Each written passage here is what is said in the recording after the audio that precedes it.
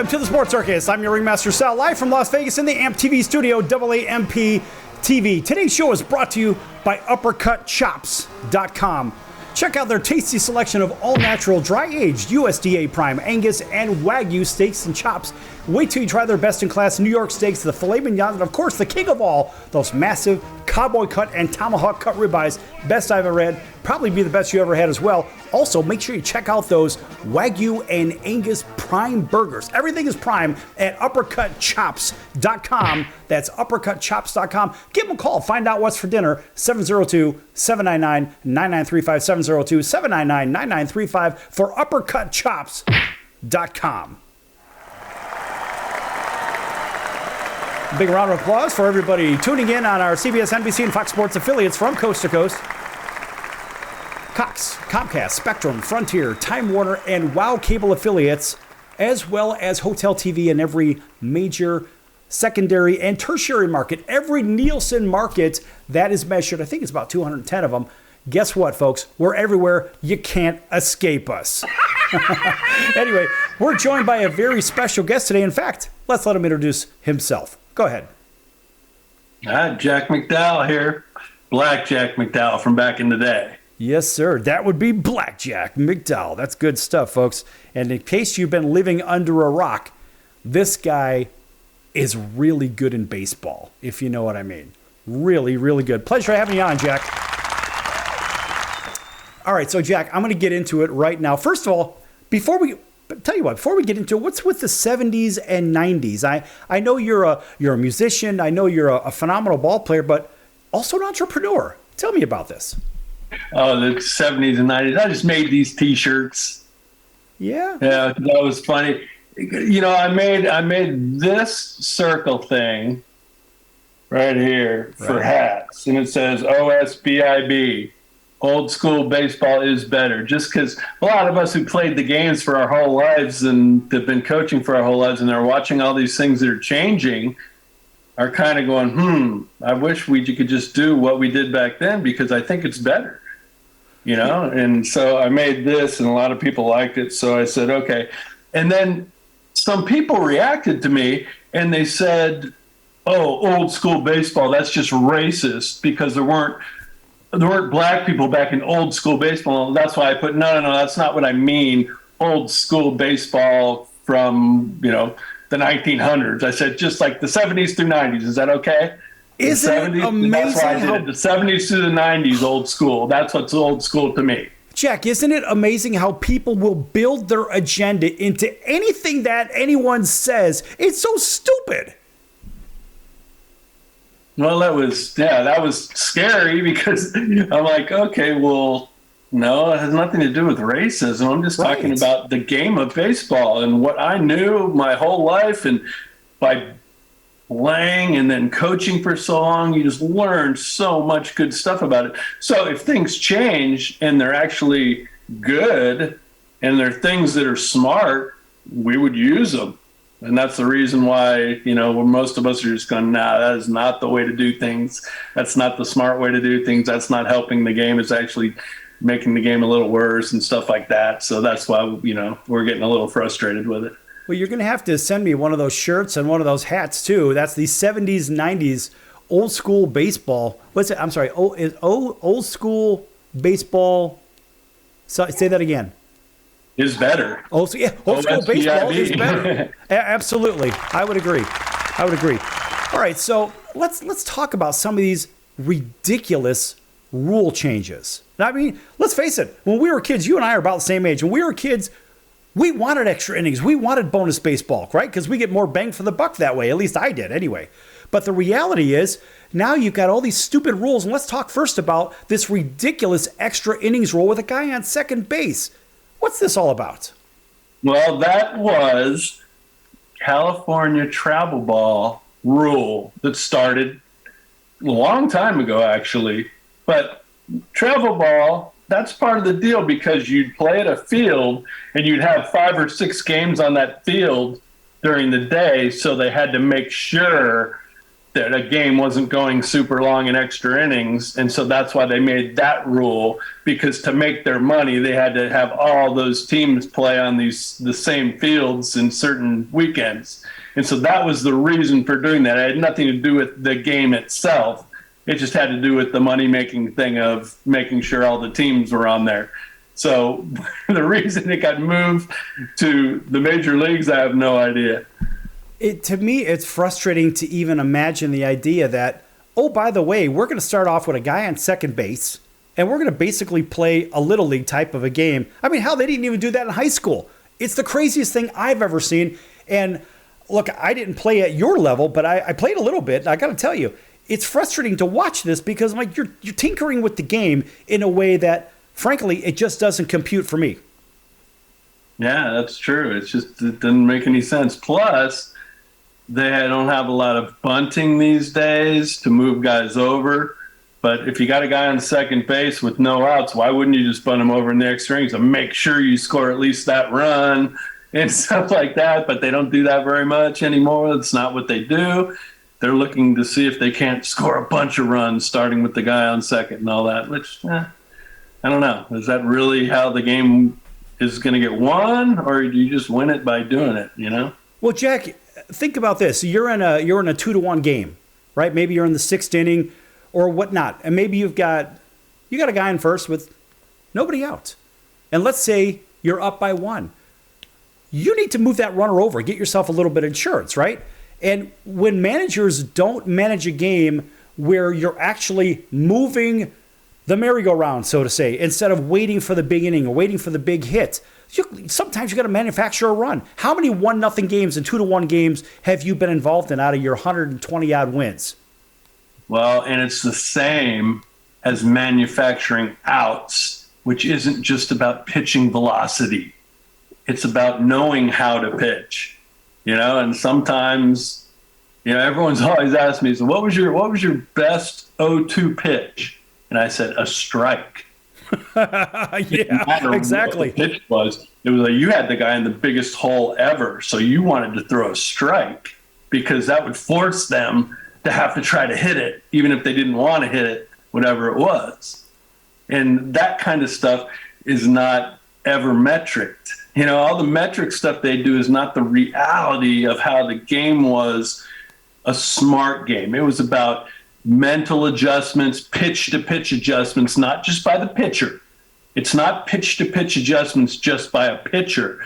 It's by a hitter, by how his swing was against this guy he's throwing to, you know, how he can read the pitches out of his hand maybe, or, you know, from his release. Then you change that.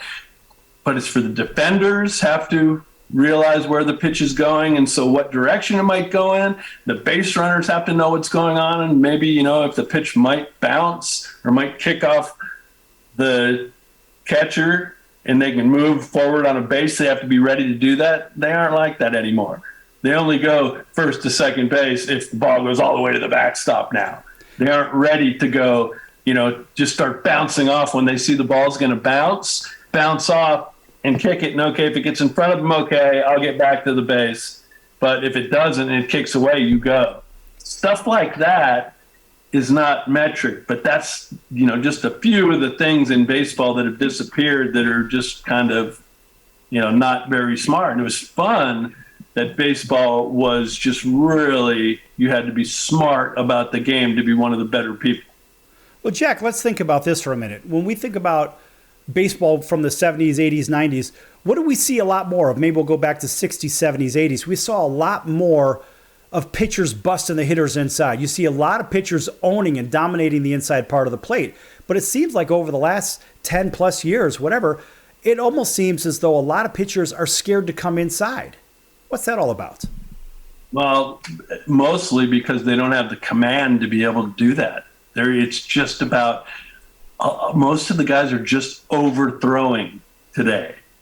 So they're not really, you know, pitching is supposed to be pitching, where you go in, out, up, down. You have all these different things. And guess what? Hitters also. it's not just one swing that you work with. It's going towards the ball, whatever it is. You're not going to have the same swing or the same finish on a knee-high inside pitch or a chest-high up and away pitch. That's just about how you have to supposedly work on things, and pitching how you're supposed to do it to be able to force them to have to do different swings to do stuff good. But that's why there's so many strikeouts now, so many foul balls. Just crazy. Yeah, Jack, listen, when we come back from break, we're going to go to break in just a moment here. I want to get into a little bit more about the swings that are being taken, the way that pitchers fall off the hill and they're not ready to field in their position. Look, I could do this one for a week. And there's a lot to discuss here, a lot to unpack, people say, whatever, all their cliches. But at the end of the day, we're going to get to the bottom of this with a guy that knows a little something about pitching. Oh, by the way, he's won a Cy Young Award as well. Folks, we're going to be back here in just a few minutes with a guy by the name of Jack McDowell. And by the way, we're going to entertain you with some music here with a song called Keep in Touch. And that's by Jack. Who is your band? Well, this band I had to rename. It's not really a band, this new records that I just did. I just did it at home on my own computer and played all the stuff myself. Okay. And so I'm calling the band now Black Jackian. I like that, Black Jackian. This is from Black Jackian. Keep in touch. We're going to let this run all the way through the break, folks. When it finishes up, we'll be back. Don't go anywhere. Lots more to come here with Black Jack McDowell on the Sports Circus. Don't go anywhere.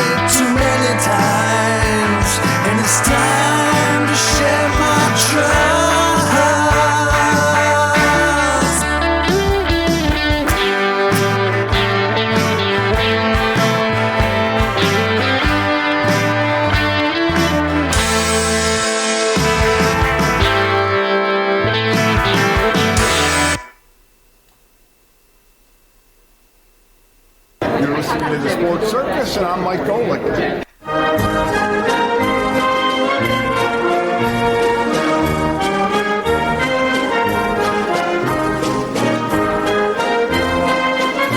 Welcome back to the Sports Circus. I'm Roy Firestone. Now it's time to throw it back to Sal.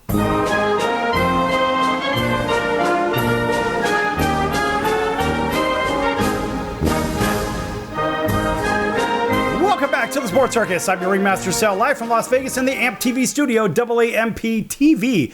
This segment brought to you in part by some really cool music. We just heard from Black Jack McDowell, and here's Jack to tell you all about that music. Wow, that's a new CD because I had nothing else going on in my life, man. And so I said, you know what, I'm just going to start writing some more songs because I had been doing music for pretty much since the middle of my baseball career. I started playing guitar when I was like 10 years old and learned how to do stuff. And then my sister worked in music places, and man, she really knew all of the good stuff that was out there. So we'd get all the records before anyone would get them. We'd get to listen to them and all that. It was really cool. So I got into liking music, and I really liked lyrics as much as anything. Yeah, that's great stuff.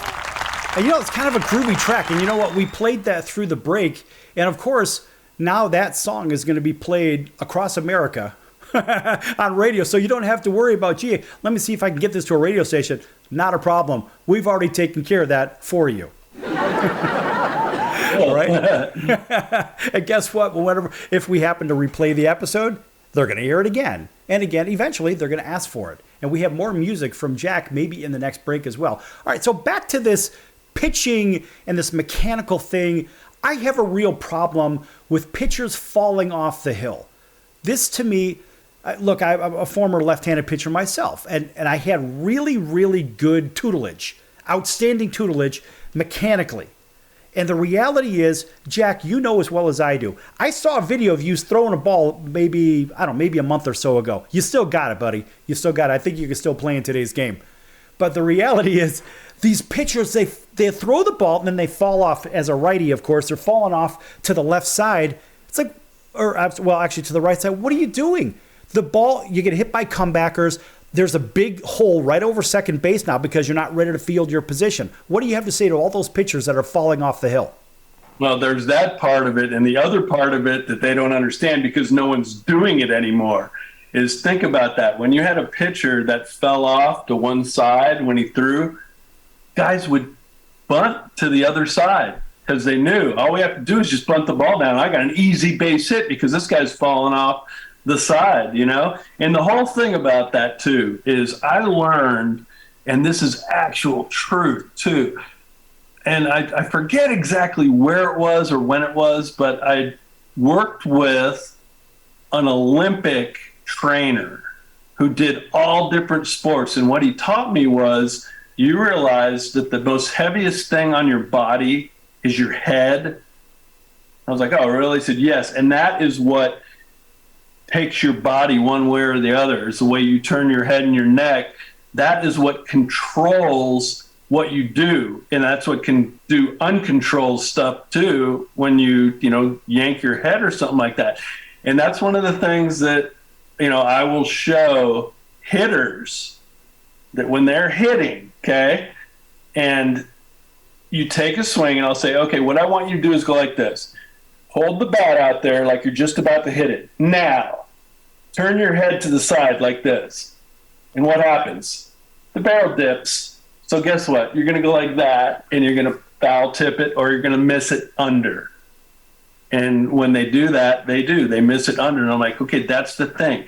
That's the reason. So the reason of watching the ball all the way to hit the bat is not just about the eyesight, even though that is smart to watch the ball all the way to get in. But when you're moving your head around, and you're not seeing the ball, how are you going to see that little tiny thing coming out of a guy's hand getting up to you? That is crazy. And it's the same thing now about trying to pitch to a spot where it used to be catchers would call and then they put their glove up and that's where you wanted to dot their glove. But now they drop it down and move it all around. And go, wait a minute. How am I supposed to find where I exactly want to throw this ball? Right. And is that why there's 10 or 12 walks every game and every level now? Probably. Yeah, they don't. What they'll try to do is imagine the idea of like you got a guy at second base. Oh, they're going to steal the signs or they're going to tip off where the pitch is going. So we'll set up here and then we'll bring it down here, right? So give me a still target to throw at. I can't do this one. I mean, I was wild in the strike zone my whole career, whatever, if you know what I mean. But the reality is I need a target. Give me a target. Don't hold it. It is a lot better to do that. And there is another thing, too, that I don't like about it. And I've talked to other pitchers from my era about the same thing, and they agree that when you throw a pitch and it ends up someplace where you didn't throw it to, now you need to make an adjustment, usually just a mental adjustment, because you go, oh, I left that 6 inches inside and I wanted it, to be a strike, or I wanted it away and it, went across. So different things like that. What happens when they yank their glove like that, and they yank their glove and you don't know where the ball was? How can you make the adjustment on that kind of stuff? And they've gotten rid of that because you're not able to metric mental adjustments, because that's just mentality and smartness and adjustments that they can't put that on the computer and run it up. And so they've disappeared with all that. You know what, Jack, I tell people when they ask me about certain things from a hitting standpoint, I just say, look, now in today's time versus the 70s or 90s, just like your shirt says, by the way, folks, you can pick those up. Jack, where can people get those? Well, that and all the CDs that I have, which is like seven different CDs I have, they can contact me through my Yahoo Stickjack 111 at Yahoo. It's STICKJACK Stickjack 111 at yahoo.com. And it was Stickjack because my first band was called Stick Figure, because I was a skinny dude, and that's what they called me in high school, Stick Figure. Right. Okay, so let's talk about the idea that from a hitter standpoint, what we see today, we see scores and scores of strikeouts for a plethora of reasons. But you know what we see? Think about this. Back 70s, 90s, whatever. You take a hitting coach like Walter Riniak, right? He was a master as a hitting coach. He really got it. He knew. He wasn't a great player, but he really knew how to teach. But the reality is hitting and keeping the bat in the strike zone, over the flat plane, and a flat bat going over. So the bat's in the strike zone a lot longer, rather than in today's time, you have this uppercut flat plane where the ball comes in, for example, and you got a bat that comes through, and you got to try to find an intersecting point. So your contact area in the hitting zone is so much less. I mean, certainly advantage pitcher with that. But now these guys are overthrowing. Everyone's trying to throw 105 miles an hour. How ridiculous. Take a guy like yourself or even a guy like Greg Maddux, who didn't throw very hard. But, man, this guy had masterful control. I think if you have great control in today's time, not only do you not have to throw hard, but a lot of these guys are going to strike themselves out anyway because they're always trying to elevate the ball. Well, yeah, if you're taking the bat through this way, you can only get it right here. But think about it. If it's this way, okay, you hit it off the end, you might flip it over. You hit it in here, you might get a hard ground ball. Excuse me. You might have a chance to do it all if you hit it flat. And the thing is, a launch angle swing is not what creates the launch angle. It's hitting the baseball, boom, straight on's a line drive, a little bit down under it, gets the ball going up and gets to be a fly ball. So it's you can't create it every single time. That's what hitting is tough. Hitting's the hardest thing in sports. So why are we making it harder and harder? Well, and that is the problem. They keep making it harder, and they wonder why the strikeouts are up. Everyone's trying to hit a home run. And in my opinion, as I've talked to some people that have the same opinion and maybe some varying opinions, to me it just seems like the ball gets out of the yard just a little bit faster, a little bit further these days. What are your thoughts on that? Take a minute and talk about that. That's the baseball change, absolutely. That's been, actually, they've talked about that. The year that they changed the baseballs, and I got them, I'm like, man, they were so big. They're way bigger because what they did is they they put the rubber thing inside bigger and harder so it actually travels farther. And when they put it for the first year in AAA, go look it up. This is not my opinion, it's the truth. Every AAA team that year broke their single season overall home run records. It's embarrassing. So just traveled farther. It's embarrassing. It's like they're hitting a damn golf ball or a Super Bowl. I don't get it.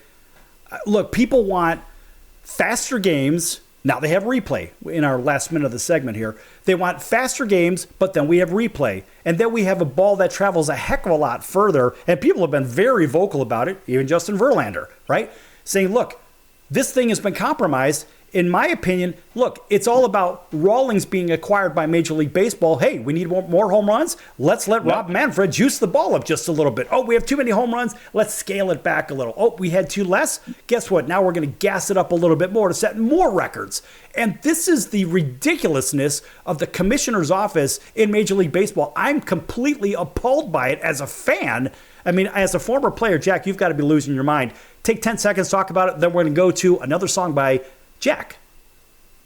Well, I just don't understand why it all had to change. It's a super cool game.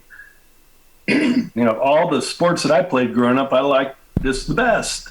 I do too. Okay, Jack, here we go. We got another song coming up here. And tell everybody what this one is. I believe it's Keep in Touch. The Keep in Touch one was the first one. Oh, is it? You know what? We'll play it again in case people missed, in case they just tuned in. How's that? Folks, don't go anywhere. Last one coming here to the Sports Circus with Jack McDowell. But is it all that I need? But I love many things that aren't in touch. But that is what I need. Keep in touch with anything like a dog is rough. These great things have no creed. And I love anything that stays in touch. I'll be happier indeed.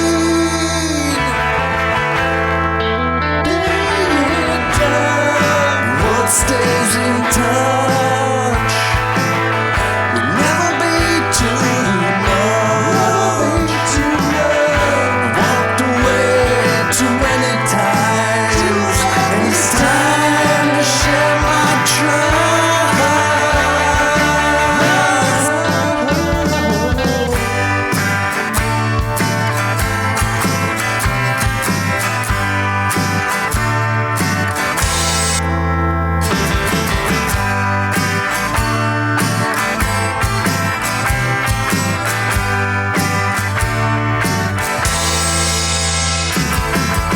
If what I love really starts to be enough, then no more will I need. No more. To keep in touch, I think I gotta be so tough to never have to plead.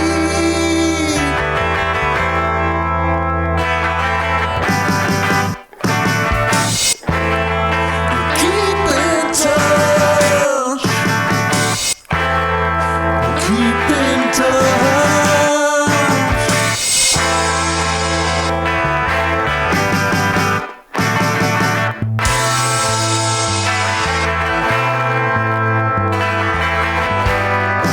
What stays in touch will never be too much. Walked away too many times, and it's time to share my trust.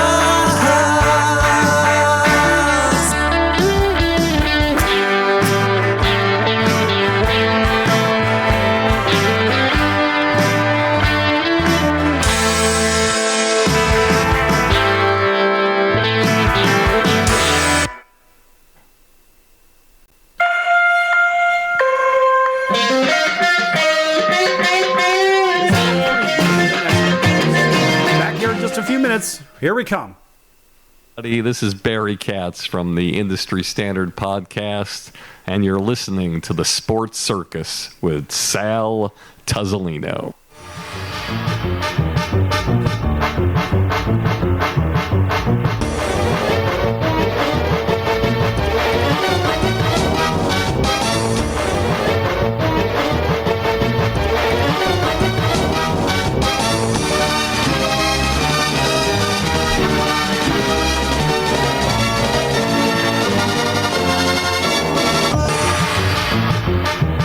Welcome back to the Sports Circus. I'm your Ringmaster Sal, live from Las Vegas in the AMP TV studio, AAMP TV. This segment brought to you in part by our friends over at the American Business Trust Company, helping companies with strategy, sales and marketing, capital resources, and establishing companies with new presence on the internet or in person in their own structure. You decide. You bring the idea. The American Business Trust Company can help with the rest. Get in touch with them at info@abtrustco.com. That's info@abtrustco.com. All right, a big welcome back to everybody listening in on our CBS, NBC, and Fox Sports affiliates from coast to coast, including our friends over in Honolulu on CBS Sports 1500 KHKA. That's home of the New York Yankees and the Alabama Crimson Tide, and a whole slew of others. Also, a big welcome into our friends over on NBC over in Southern California, and that's 102.5 FM, 106.5 FM, 102.3 FM, and 1050 AM. Folks, it's not scripted, and guess what? We don't edit it, and we don't fix it in the mix. So get over yourselves, because we make mistakes all the time, just like you do.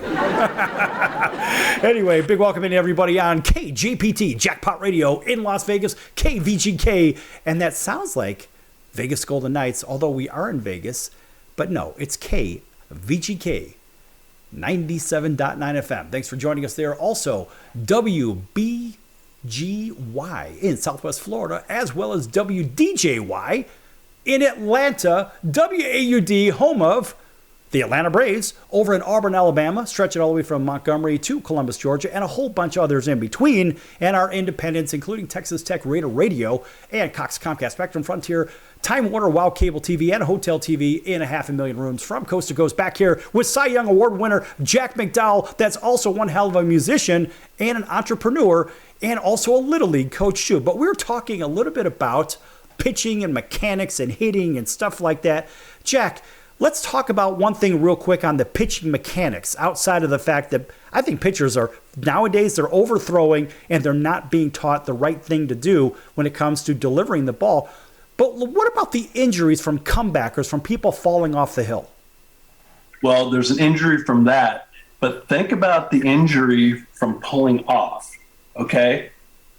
Throwing, and then you pull off. You're pulling back on your arm while it's trying to go forward. So you're not, the muscles behind that are the strong ones that keep it from ripping off and tearing and getting into soreness and all that.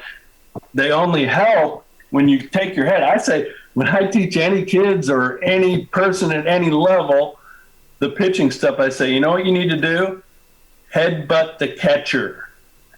Go right out, headbutt the catcher, and throw. You know, and go ask Randy Johnson what changed his stuff, what changed his command and his domination.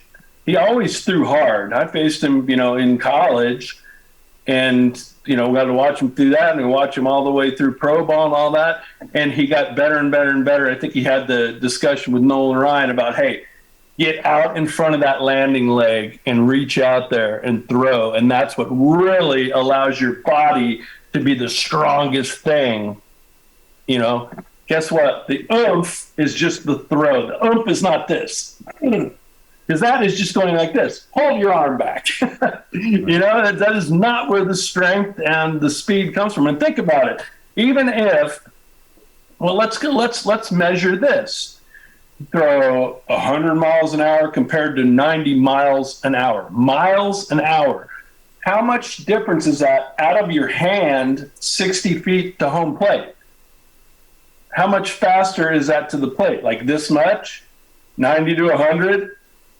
Okay, so guess what? If you throw the ball here, what if you released it out here? It's getting to the hitter quicker. So don't you think that also would help? You know, it's not just increasing a velocity, it's how the ball gets out of your hand to where it goes. And you get to finish a lot better out in front, which can get your spin rate going. Right. Get your movement. No one cares about movement anymore. I don't understand that, but you make some really good points about headbutting the catcher. That's phenomenal. But also the release point, let's face it, whether you're throwing 105 or 95, at the end of the day, you still got to get the ball over the plate, and you got to be ready to field your position, right or wrong. Yeah, very true. And the whole thing also is that I'll teach is wherever your landing front leg is, you want to take your head and your chest over it as you finish the throw. Okay, that is what controls the things that we're all talking about right here. Right. That's what's the smart thing about it. It's not, and the guys that pull off to the side, they ain't gonna happen. And if I was playing right now, they let me go play shortstop or something, I would just go, oh, this guy right-hander pulling off the left side, and I'm just gonna lazy bunt to down the third base line. He'll never be able to get there. That's right. That's right. So put it in your pocket when you get the ball, because the runner's already safe at first. The only thing that can happen is something bad, and the ball could be overthrown, and that'll guy end up on second, possibly third. Well, Gola, I showed this to the Little League kids the other day. They were talking, hey, you played with Derek Jeter? I'm like, yeah, I did.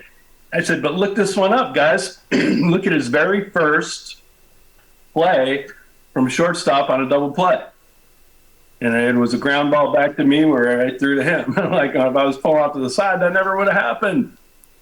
That's right. That's right. So you can look that up. If you look up Derek Jeter's very first play, right? Look it up online, and it'll be on there. I'm in there. Jack, talk to me about bigger bases. And better yet, in combination with this ridiculous engagement of the rubber and 2 throws to first or whatever before you have to pick them off on the third one. What the hell is going on with a pitch clock, bigger bases, and now you've got this rule you can only throw it first so many times? Well, when they said they were going to do the bigger bases, they said it was because of the injuries that were happening because of the small. I'm like, where? Which ones? Did anyone see any? I did. I never really saw any. You know, the injuries I've seen are everyone trying to hit that inside corner of the base and rolling your ankle. So that's kind of a weird thing, too. What I don't understand is, look, we've got this ridiculous pitch clock thing, but then we have this, well, you can only throw it first so many times. And then if you violate the pitch clock, well, guess what? Now it's a ball. I mean, the whole thing has been compromised. The pitcher, it's disadvantage pitcher for sure, because they're trying to up the ante on the offense. Well, people want to see the ball hit out of the park, so they juice the ball up, and now they got a pitch clock that works against the pitcher. This is ridiculous. It's what it is. Who knows? You know, I don't know if I was pitching with that kind of stuff, what that would change, but it's all just, you got to be smart about it. You know, now you got to make your adjustments to that kind of stuff. So, you know, if you can only throw over twice, you have to be smart and know when to do it and, you know, which pitch to do it on and how you can kind of mess with their base runner's thoughts of when he's going to steal, similar to when you used to pick off or not pick off, but you can only do it a couple times now. Right. Well, the one thing that drives me crazy with this is the idea that, look, we know after 2 throws, the runner's gone. You know, the guy's going. And so the base totals, think about the Ricky Hendersons of the world that stole bases for a living, right? And this guy's stealing bases because he was an expert, not because he was basically getting a head start. And I think that's kind of what's happening. So the stats are being, I don't know, tinkered with a little bit, just kind of like the game. And bigger bases, let's face it, you got 3 inches and 3 inches. So now you got 6 inches. Think about that bang, bang play at second base.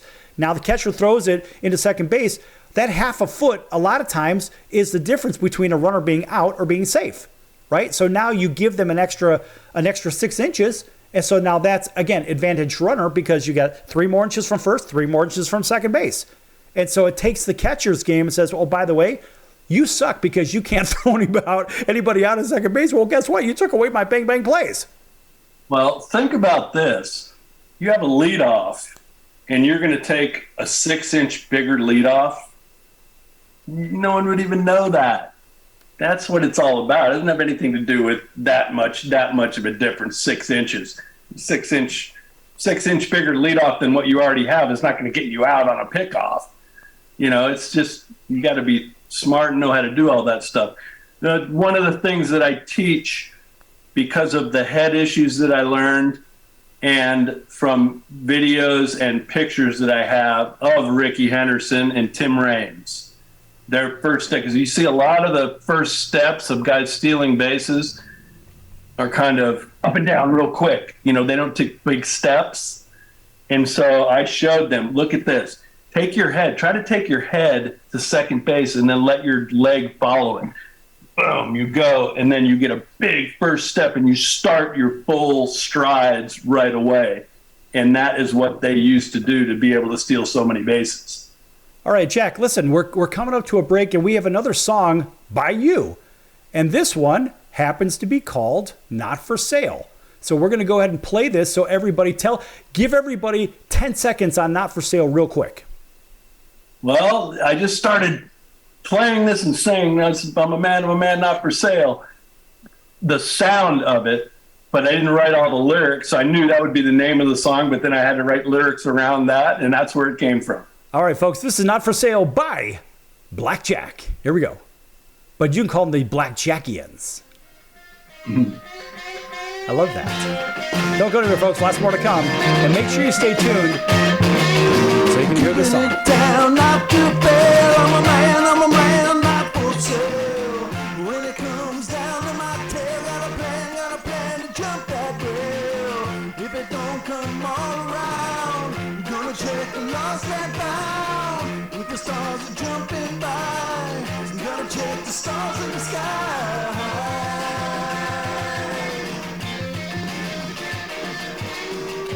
Give our lives some loving, no more lies and shoving. Repenting lies means nothing unless we're moving on. Unless we're moving on. We're moving on.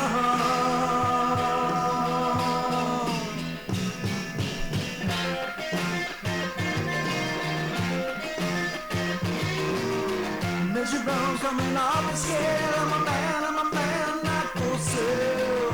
When it comes to breaking down, gotta keep it coming around. If I'm gonna be a man on a mission, gotta stand my position. When I gotta make a decision, gonna land with precision.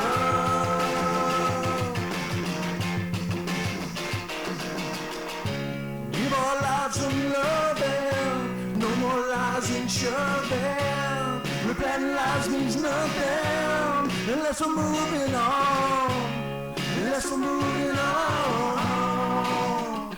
We're moving on.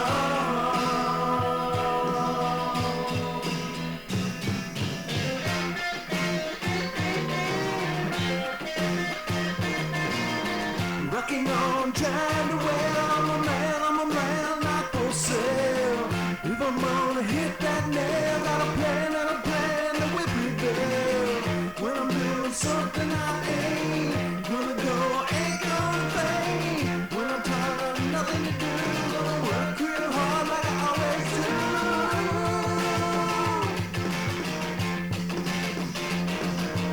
Keeping it down, not to fail. I'm a man, not for sale. Rocking it on, trying to well. I'm a man, not for sale. I'm not for sale.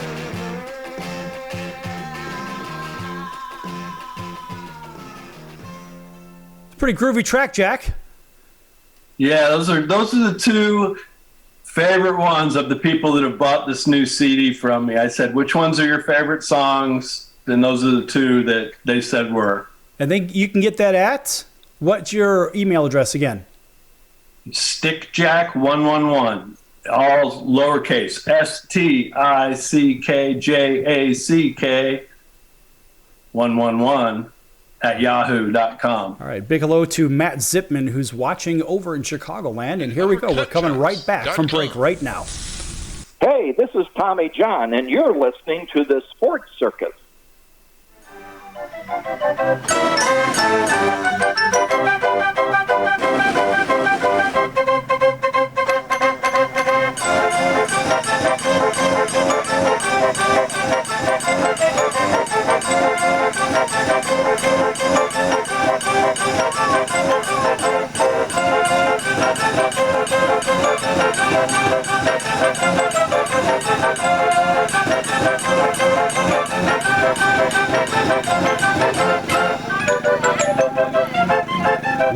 back to the Sports Circus. I'm your Ringmaster Sal, live from Las Vegas in the AMP TV studio, AAMP TV. Folks, make sure to check out thesportscircus.com for our upcoming guests, our prior guests, our recorded shows, which are our podcasts. Also, make sure you check out the partners page. One of those partners that's been with us since the very beginning. That's way back in the time machine about 7+ years ago, and that's the College of Southern Nevada Athletics. Check them out at csncoyotes.com for upcoming games and events. That's csncoyotes.com for the College of Southern Nevada Athletics. All right, welcome back to everybody on television and radio. Everybody streaming also on Facebook. Thanks for joining us. Anthony Sagan from the ownership of Two Phils. Jack, did you watch the Kentucky Derby, by the way? Did you get a chance to see that? I didn't watch the thing, but I did see all the stuff afterwards when they, talked about all the things that happened to the things. And you were talking about the Coyotes earlier. Coyotes are tough. Yes. We had the Coyote when I lived in San Diego before we moved here to Charlotte, North Carolina.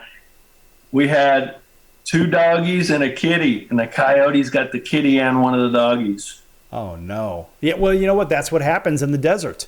But a big hello to our friend that it's the ownership and the trainers of Two Phils from the Kentucky Derby. Oh, they just lost by a neck. They had it at the 8th pole. They get to the 16th pole, and then out of nowhere comes Mage. Who knew? Nobody knew. But those are guys from the neighborhood, from back home in Chicago, so we always want to give a nice round of applause. Anthony and the gang, thanks for joining us today. All right. And like we just talked about, what's the that? Horsies, they keep that head out and they pull their legs from their head being on front. That's how they're so fast. That's right, because their mechanics are good.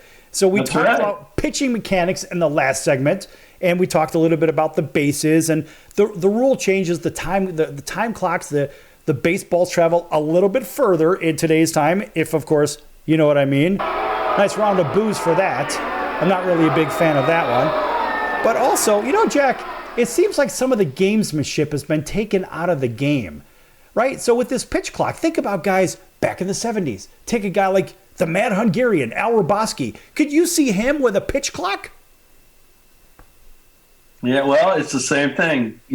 Rules are changes. You got to be able to change. So it'd be interesting to see who would be able to make those adjustments back in our time to be able to still be solid and good.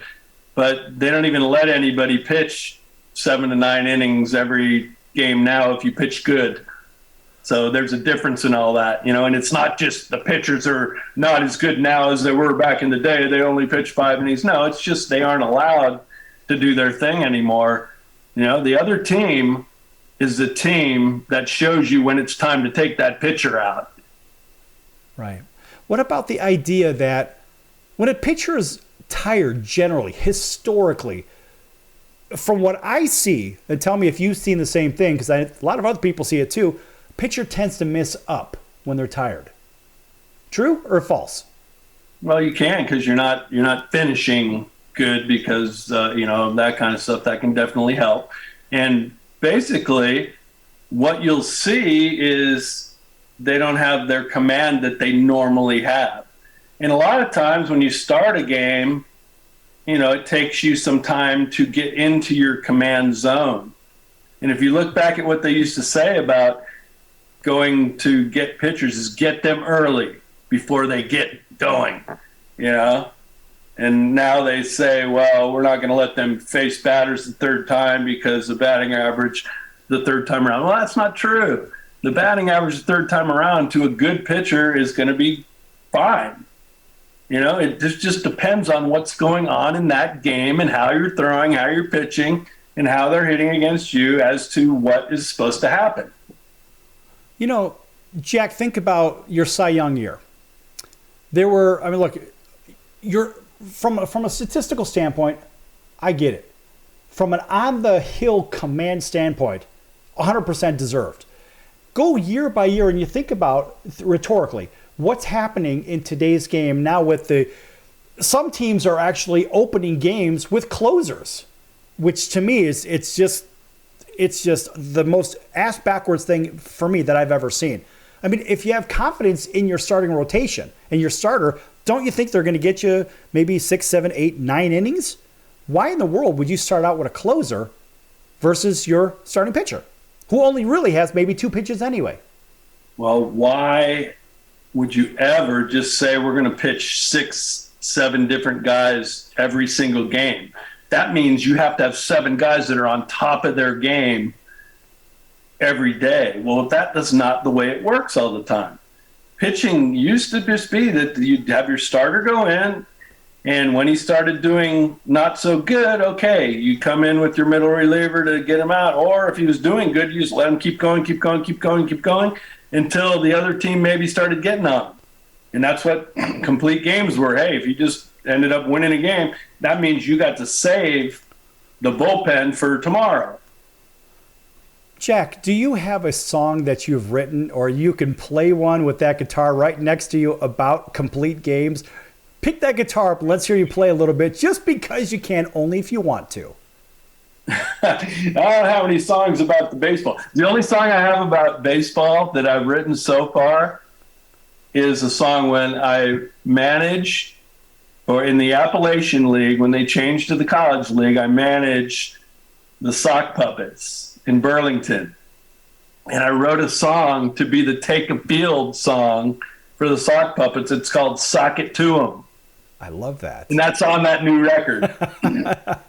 He said the sock puppets. I mean, that's one of the greatest names ever. That name and the Joliet Jackhammers, just great names in minor league baseball. So let's hear you play that guitar a little bit if you want. Oh, you want me to do an acoustic version of one of the songs on the record? Sure, whatever you want, buddy. Okay. This is my old cool guitar. I like that. Yeah. Okay, let's see. I'm going to do a song that's on that record, and this is called No Pretend.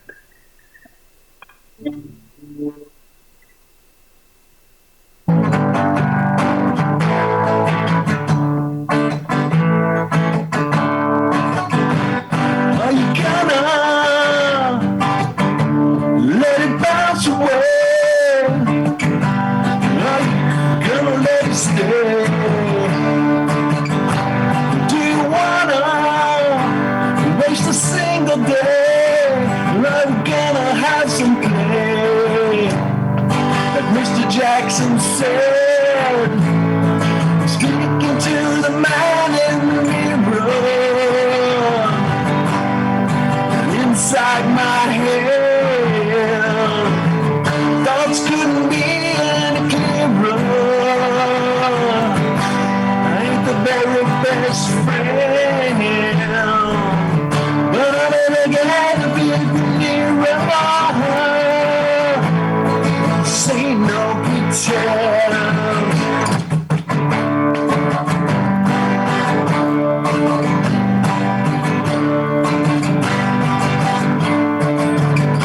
My prima donna, I'm gonna make the play, and it ain't gonna bounce away.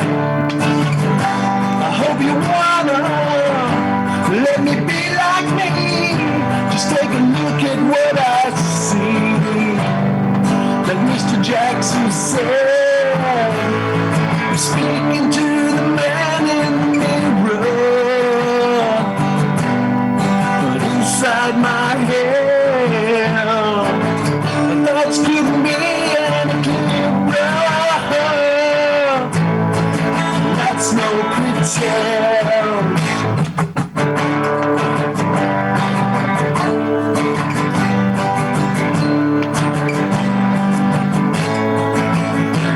Do you wanna make a change today? Well, we gonna have some play. So are we gonna do just what we may and live our lives the way we say? Say no pretend. Say no pretend. Say no pretend.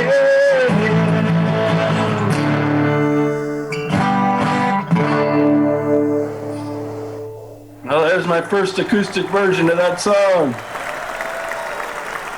And crowd goes wild. That's great stuff. Where can everybody pick up your CDs from you again? Well, contact me through my email because I got them all here. They're all in here, all my CDs from all over the place. Got them all in my office here. So contact me at stickjack, STICKJACK111 at yahoo.com. That's stickjack111 at yahoo.com.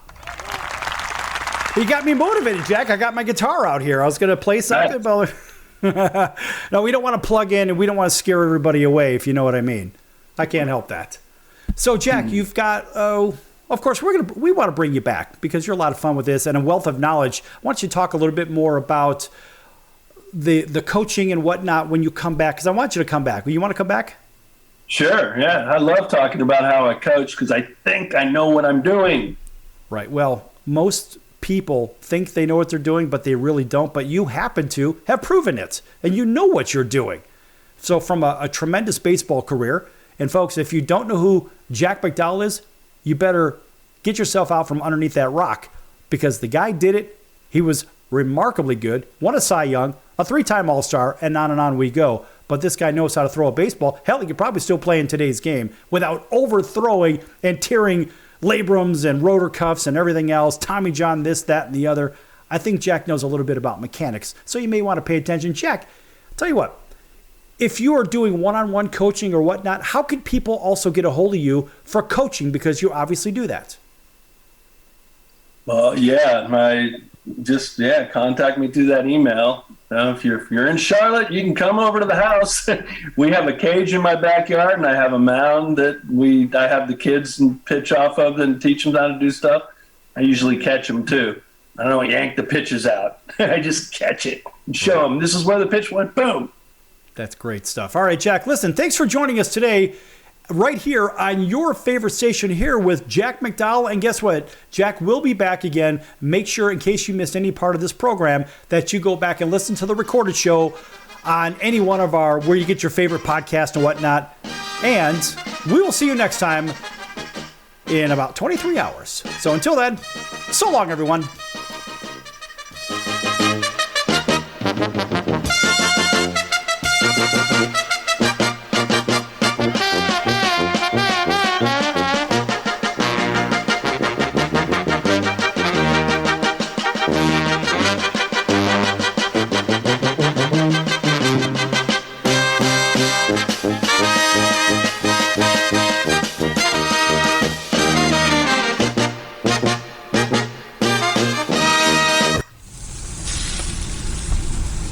That's the sound of sizzling, dry-aged USDA Prime Wagyu and Angus steaks from UppercutChops.com. Their best-in-class filet mignons, New York steaks, and the king of all steaks, the tomahawk and cowboy cut ribeyes are the best in the business. Even their Prime Wagyu burgers will likely be the best you've ever had. Browse the full selection of steaks and chops at UppercutChops.com from the comfort of your home or on your mobile device. UppercutChops.com delivers all-natural, dry-aged USDA Prime Wagyu and Angus steaks and chops directly to your door, without the hassle of going to the grocery store and fight crowds to pick from a small selection of average at best meats with injected steroids, fillers, and coloring added to look good. Find out what's for dinner at UppercutChops.com or call 702-799-9935. That's 702-799-9935. 702-799-9935. Or make your selection directly at UppercutChops.com.